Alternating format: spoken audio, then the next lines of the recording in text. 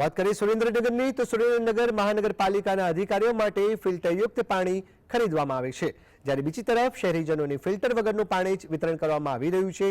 દર મહિને લાખો રૂપિયાનું વેચાતું પાણી મહાનગરપાલિકાના અધિકારીઓ માટે ખરીદવામાં આવે છે, પરંતુ શહેરમાં બનાવવામાં આવેલો ફિલ્ટર પ્લાન્ટ તૈયાર થયો હોવા છતાં તેનું લોકાર્પણ થવાની રાહ જોવાઈ રહી છે।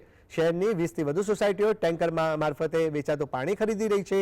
પાલિકાના અધિકારીઓને ફિલ્ટરયુક્ત પાણી મળે છે, જ્યારે શહેરીજનો પાઇપલાઇનમાંથી આવતું ફિલ્ટર વગરનું પાણી પીવા અને ઉપયોગ માટે મજબૂર છે।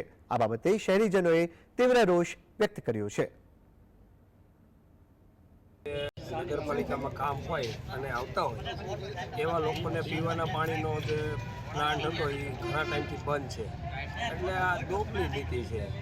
એમના માટે સારું પાણી અને પ્રજાજનો અહીંયા કામ માટે આવે તો એમના માટે પીવાનું પાણી નહીં।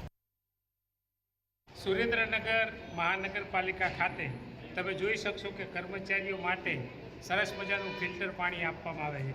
કેરબાઓ ભરી ભરી અને લાખો ને કરોડો રૂપિયાના બિલ બનાવી અને ફિલ્ટરવાળું પાણી પીવે છે, જ્યારે સુરેન્દ્રનગરની અંદર અત્યારે આપણે સનસવાઈના ટાઉનશીપ છે, બીજા અંતરિયાળ વિસ્તાર છે, ત્યાં લોકોને પીવાનું પાણી પૂરું પાડવામાં નથી આવતું। નલ સે જલ યોજના આખી યોજના સાવ ફ્લોપ ગઈ છે।